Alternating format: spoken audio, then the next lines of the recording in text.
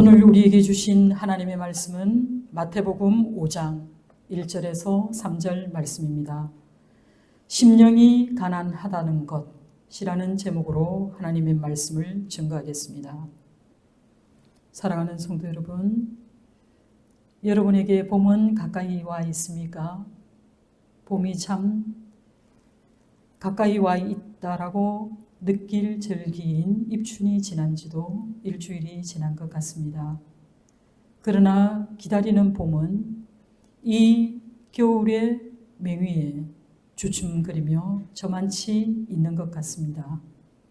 그러나 우리가 분명히 확신할 수 있는 것은 우리의 경험치를 통해서 봄은 반드시 온다는 사실입니다. 여러분, 지금 여러분의 삶의 자리가 얼마나 힘이 드십니까? 여러분의 지금 있는 위치에서 여러분은 안전하십니까? 가만히 돌이켜보면요, 세상의 모든 것은 다 변하고 지나간다는 사실입니다. 어쩌면 우리는 이보다 더 힘든 시절을 지나왔을 것입니다. 그리고 또 경험하고 있는 이 시절이 우리의 피부에 와닿을 만큼 우리의 삶의 현장에서 매우 어렵게 펼쳐지고 있다는 것을 알고 있습니다.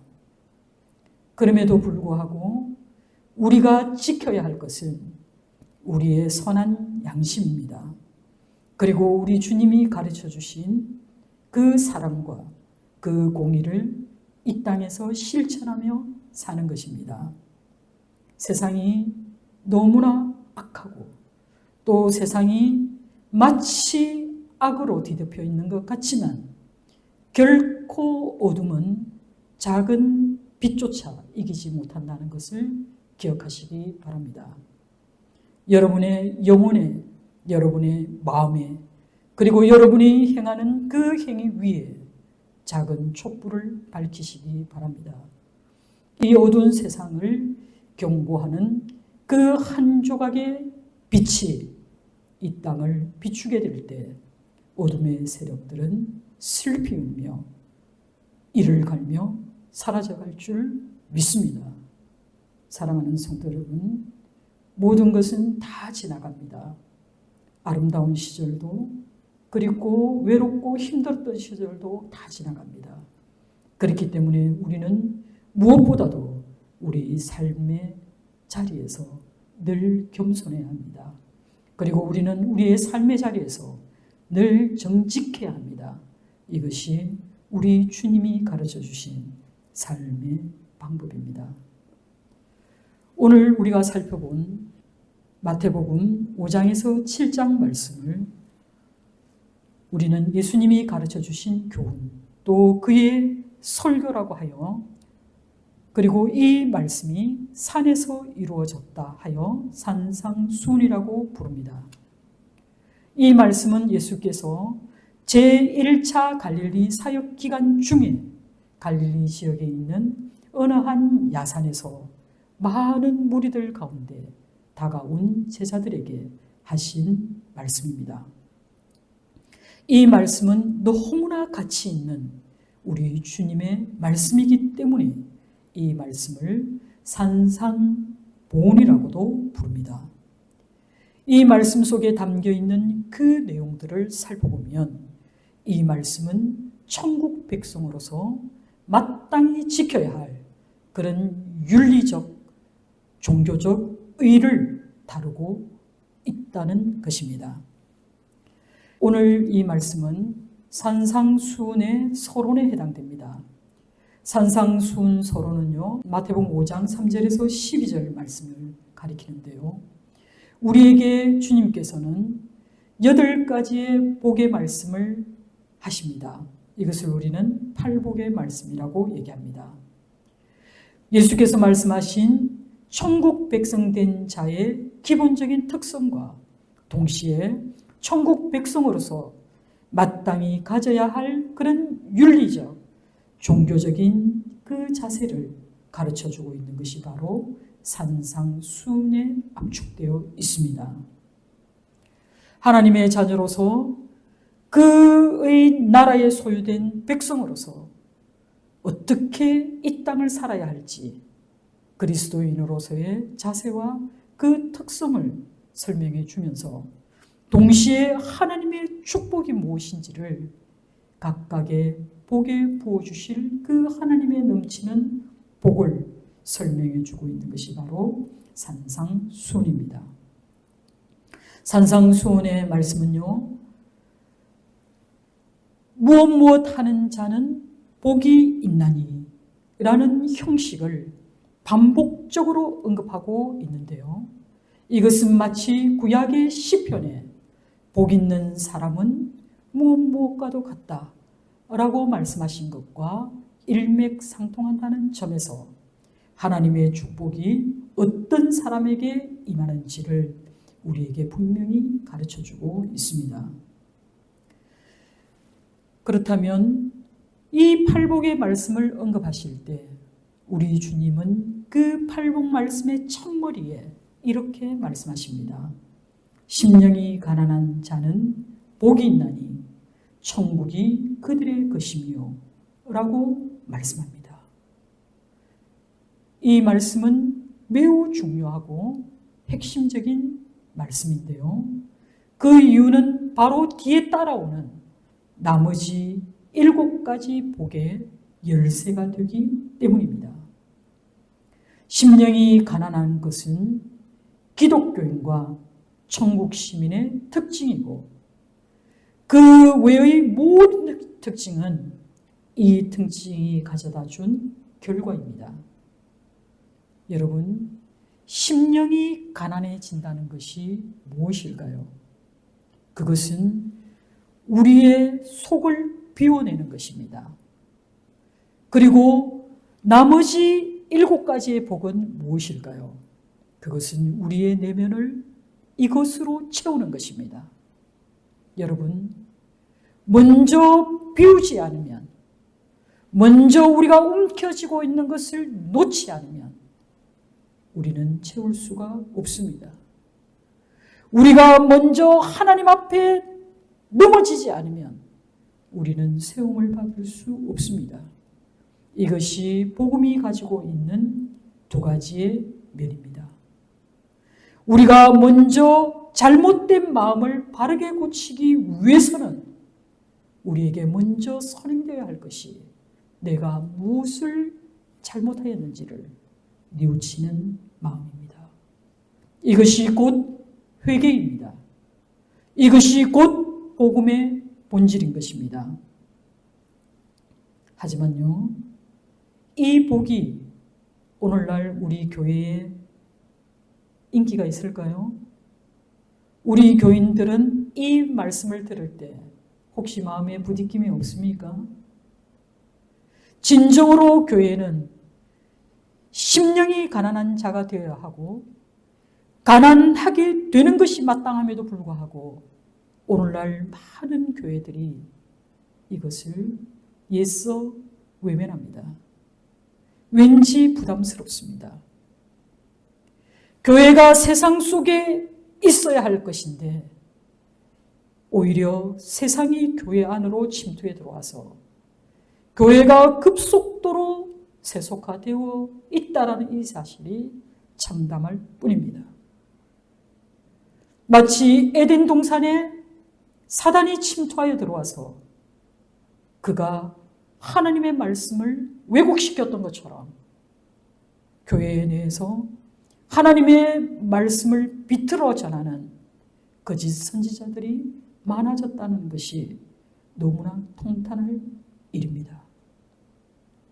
우리가 더욱더 심각하게 바라보아야 할 것은 우리 속에 있는 그 세속적인 가치관과 그리고 급속도로 부패해가고 있음에도 불구하고 통해하지 않는 그런 심령입니다.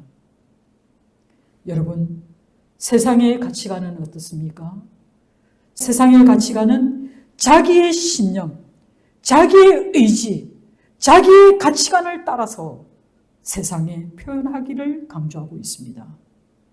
세상은 그 무엇보다도 자기를 신뢰하라고 말하고 있습니다. 세상 사람들은 자기를 신뢰하는 그 방법으로 선택한 것이 물질입니다. 명예입니다. 권력입니다. 세상은 우리에게 이처럼 더 많은 지식을 가지라, 더 많이 배워서 너희 스스로를 구원하라고 말하고 있습니다. 지식과 지혜와 이성과 합리적인 것이 너에게 변화를 가져다 줄 것이라고 말하고 있습니다. 너희가 세상적인 지식을 많이 소유할수록 너희는 고상한 인품을 가질 것이다 라고 우리에게 말하고 있지만, 이 모든 것을 인간이 만들어낸 비극적인 자신감의 표현일 뿐입니다. 우리는 하나님의 시선으로, 우리 주님의 마음으로 이 땅을 바라봐야 합니다. 이 땅에서 일어나고 있는 이 모든 현상에 대해서 기독교인들은 이 문제를 아주 심각하게 바라봐야 합니다. 세상에서 일어나는 그 숱한 유혹과 헛된 구호들을 액면 그대로 받아들여서는 안 될 것입니다. 우리가 스스로 크리스찬이라고 얘기할 수 있다면 우리는 이 악한 세상에 속한 그 어느 것과도 다른 그런 세상에 살고 있다라는 것을 처음부터 분명히 해야 한다는 사실입니다. 그런데요, 누가복음 6장 20절에 보면 심령이 가난한 이라는 말이 없고요, 오히려 가난한 자는 복이 있나니 라는 이 유사한 어구 때문에 마치 기독교는 가난을 권장하고 있는 말씀으로 생각하는 사람들이 아주 많이 있다는 것입니다. 로마 가톨릭의 대부분의 주석가들은요, 이 말씀을 물질적인 그 빈궁을 권장하는 그런 성경의 근거로 삼았습니다. 그 대표적인 인물이 아시시의 성 프란치스입니다.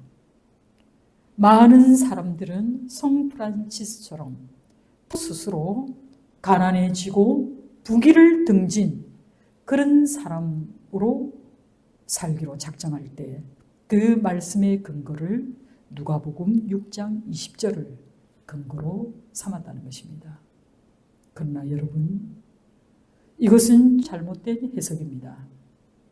성경은 그 어디에서도 이와 같이 가난이 좋은 것이라고 가르친 적이 없습니다. 인간은 처음부터 가난한 자나 부자나 똑같이 하나님 나라와는 거리가 먼 존재들입니다. 가난한 것이 미덕이지도 않고 가난한 것이 유익한 것도 아닙니다. 그렇다면 가난하다고 해서 그 자체만으로도 그 사람이 영성이 있다라고도 얘기할 수 없습니다. 그렇다면 오늘 본문에서 말하는 심령이 가난하다는 것은 분명히 다른 의미를 담고 있다는 것입니다. 그러면 누가복음은 잘못된 것인가요? 그렇지 않습니다. 누가복음 6장 전체를 여러분이 꼼꼼히 살펴보시면 주님이 가난이라는 이 말씀을 하실 때 이 말씀 속에는 세속적인 정신에 지배받지 않는다라는 것을 전제로 하고 있다는 것을 알게 됩니다. 여러분, 우리가 뭔가를 가졌다고 생각할 때 우리는 그 가진 것에 의존하기 쉽습니다. 내가 물질이 풍성할 때 우리는 물질에 의존하기 쉽습니다. 내가 명예를 가졌다고 생각할 때, 지식을 소유했다고 생각할 때, 권력이 있다고 생각할 때 우리는 거기에 의존하기 쉽습니다. 우리 주님께서 말씀하시는 이 가난은 그 세상이 말하는 부귀에 의존하지 말라는 의미의 가난입니다.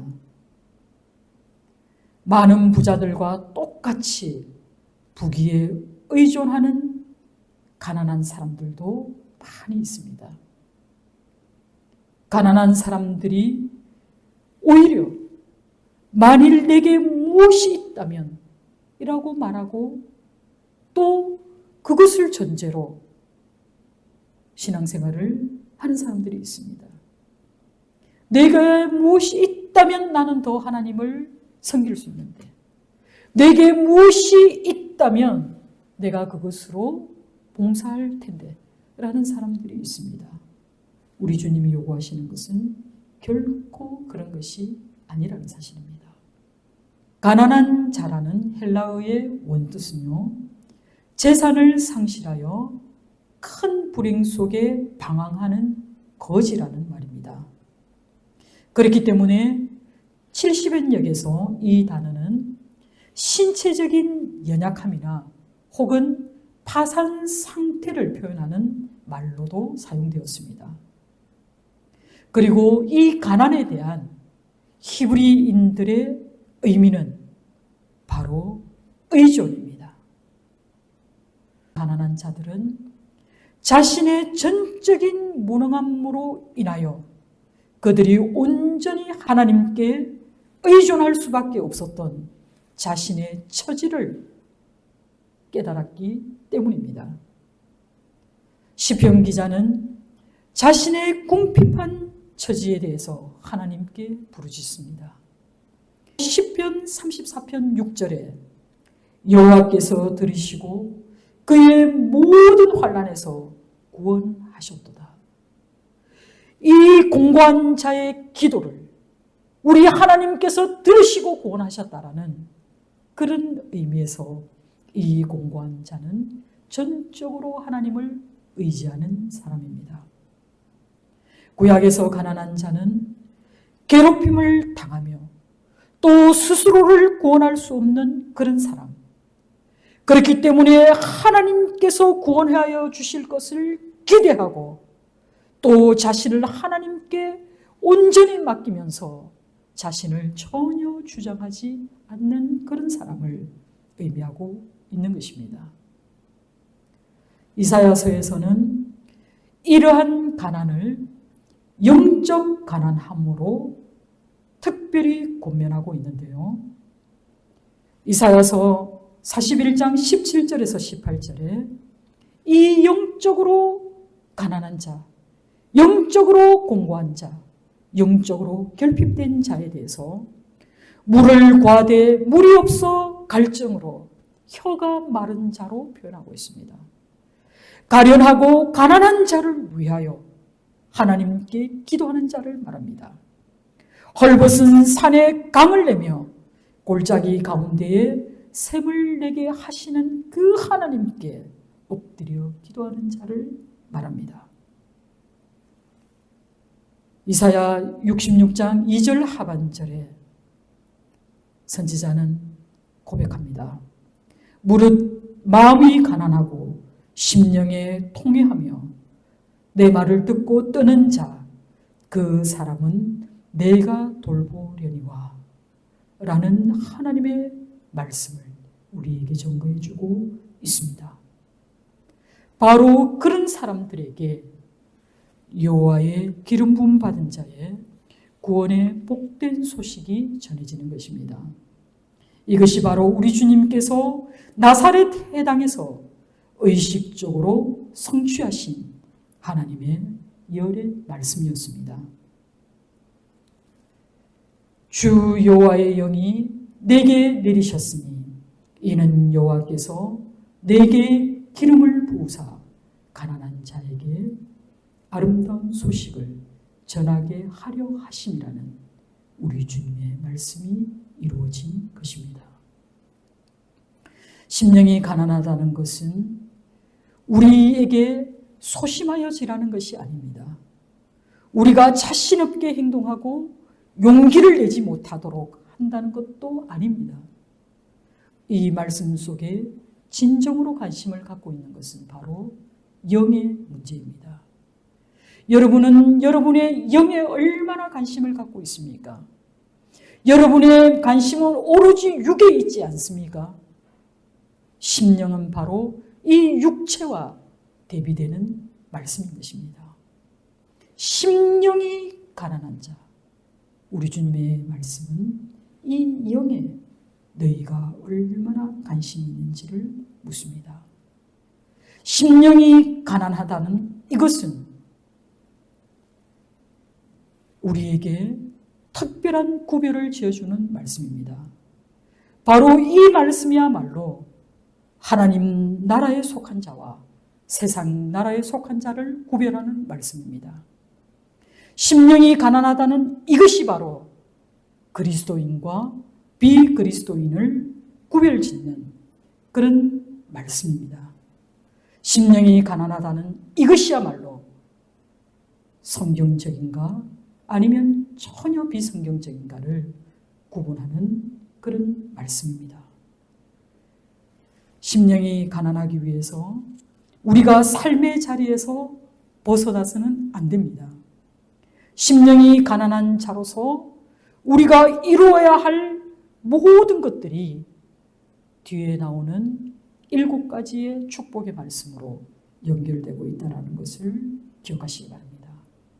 성경에서 우리는 심령이 가난한 자, 그의 모습은 겸손한 자의 모습으로 나타나고 있는 것을 보게 되는데요.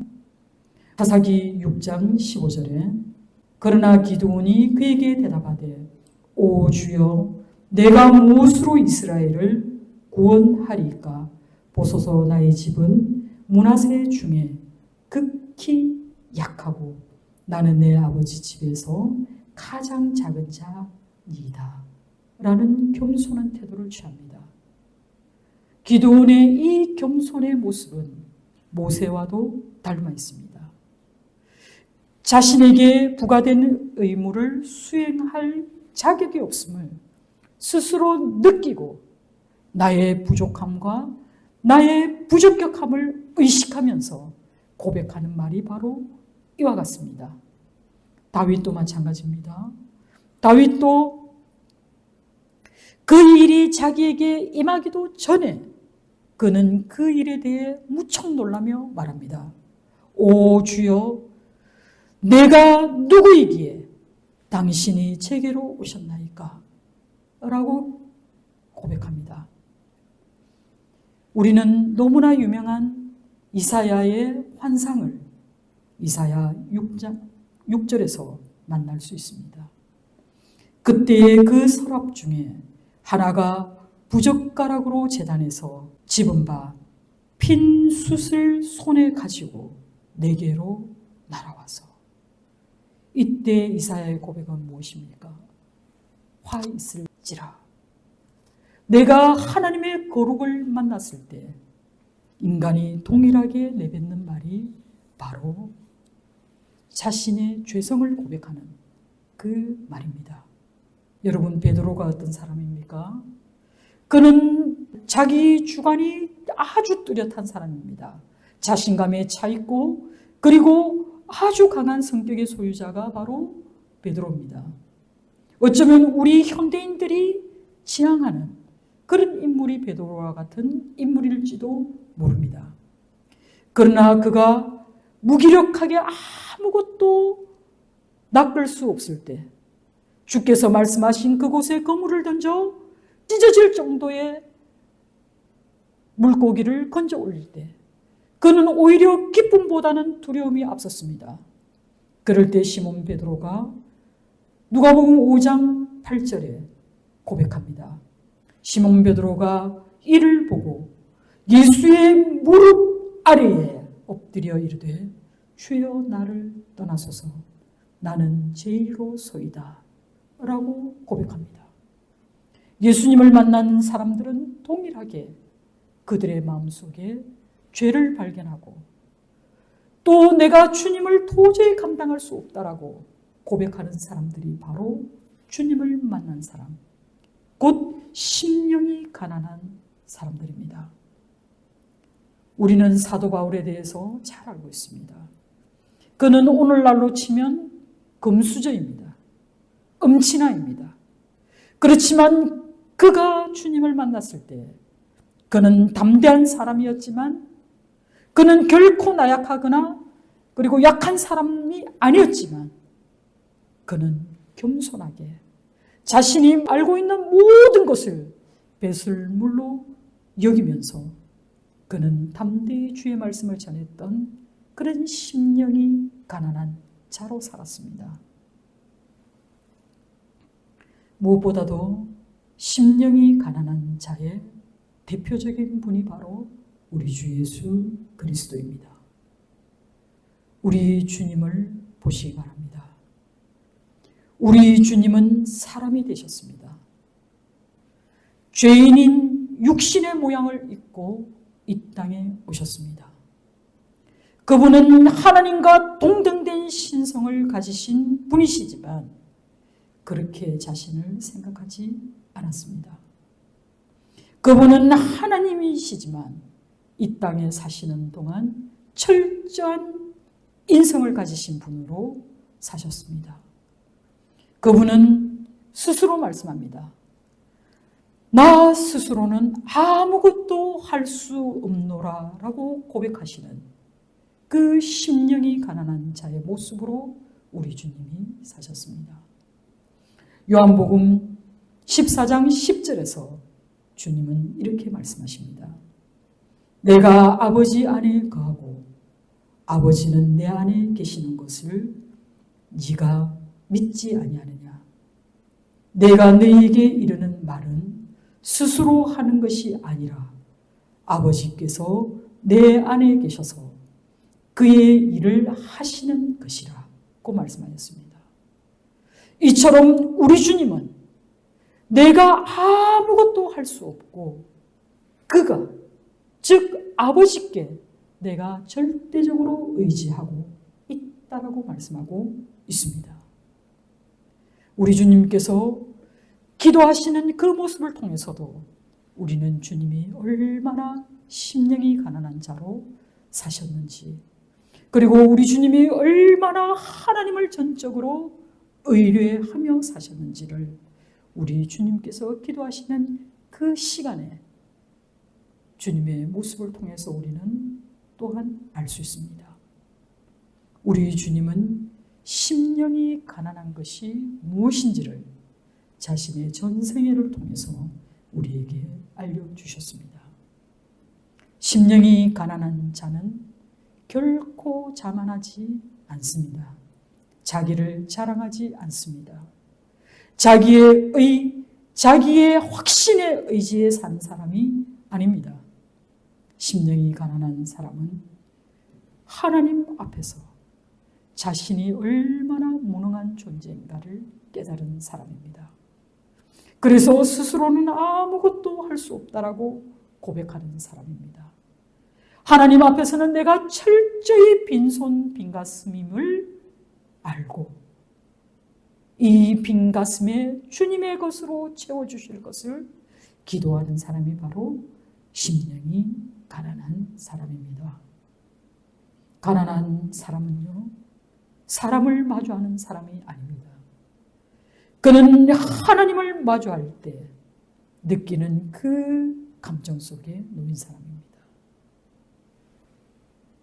이 사람은 마치 반모섬에서 주님의 환상을 보았던 사도 요한이 취했던 그 행동과도 같은 행동을 취하는 사람입니다.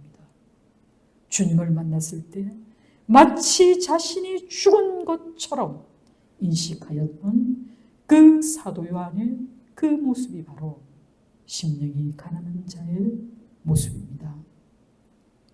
사랑하는 성도 여러분, 우리 주님께서 말씀하시는 이 복은 영적으로 우리가 얼마나 가난한가를 인식하는 데에서 출발합니다.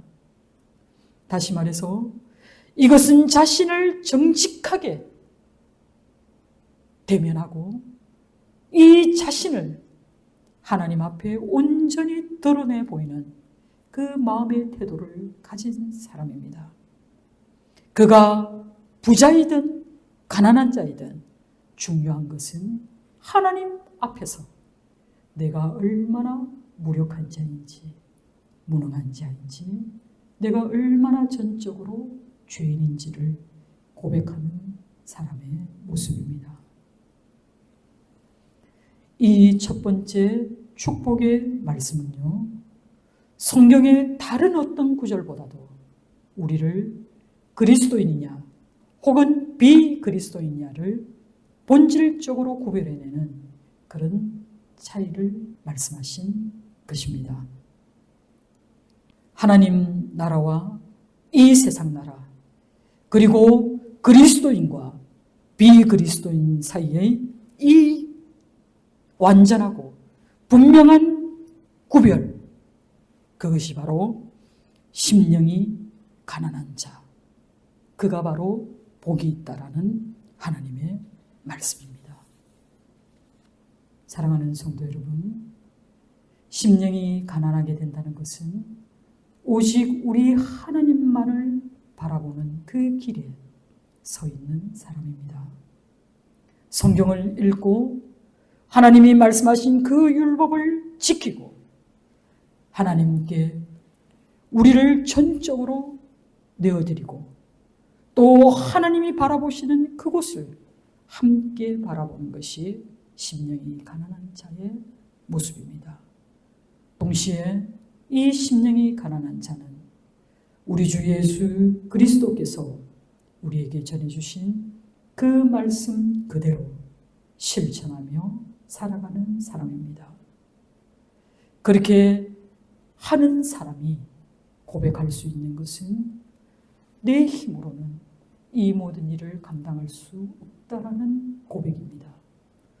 그래서 주님을 따르던 사도들이 동일하게 하는 고백은 주여 내게 믿음을 더하여 주소서라는 반응이었습니다.